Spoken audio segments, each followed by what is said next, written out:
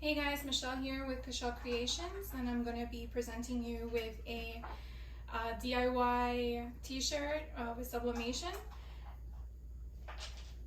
My dad is a jokester. I guess he's one of those situations where you get the dad jokes from, no pun intended.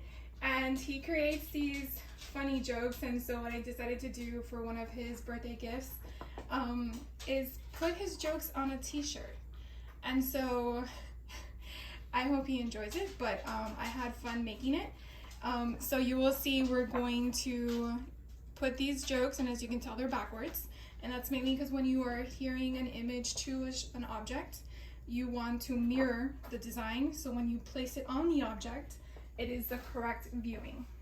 So today we're going to be using a silver gray t-shirt. And this is 65% polyester. It's a next level t-shirt.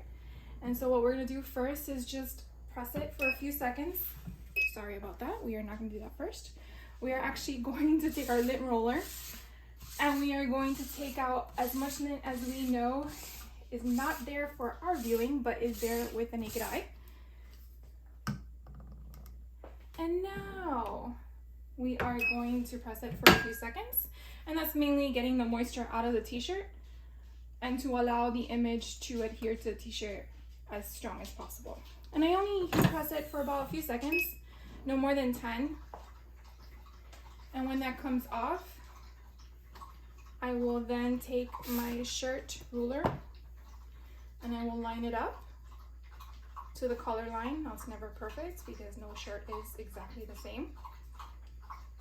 And then what I typically do is I try to put my images in the center, so it's very easy to just meet the edges together to create an indent in the center, and then that way it will be easier to line up in the middle. And what I typically do is I come down 3 to 4 fingers from the collar, depending on the size of shirt. So it gives it a good even buffer. And then once I find the placement that I want, I will use my heat tape. You never want to use Scotch tape because that will actually, the glue part of the Scotch tape will stick to your image. Take this off, apply it to the top. Now what you will not see on camera is I also use my eye to make sure it's straight, because I do not trust the ruler all the time. And I guess I'm a little bit of a perfectionist. Once we've confirmed that it is straight, we are going to want to make sure it's still staying down. And we are going to take butcher paper, also known as parchment paper, and we are going to size it to match the image and place it in between the shirt. You basically want to do this mainly so that the ink itself does not go and bleed through to the other side.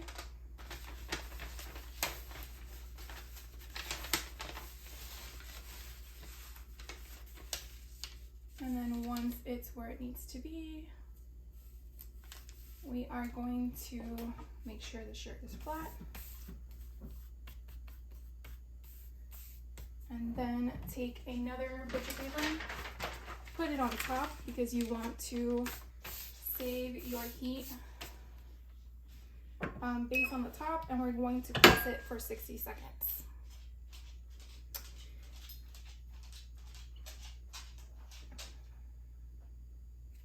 Usually while this is going on, I'm doing multiple things because I like to multitask. But while we're waiting, we can get our heat gloves on. This is basically to protect you from the heat of the garment or the object that you're heat pressing. Sometimes we forget that it is hot as an oven.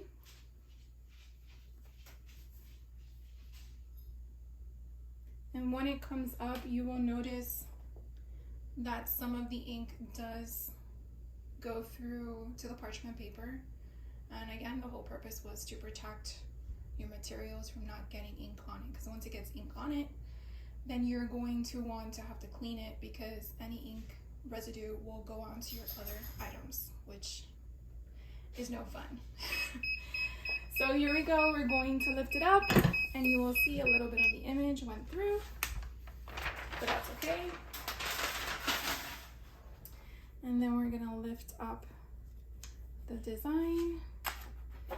And oh my God, it came out so cute. And again, we are going to take it out the other butcher paper. And again, I don't need to do anything further, so I'm just gonna turn off my heat press. And I think that came out pretty cute. Well, cute for me, but awesome for my dad, I guess. I hope you guys enjoyed the video. If you did, please hit that like button. And I hope you hit the subscribe button to look out for more videos. Thank you again for stopping by and have a great evening.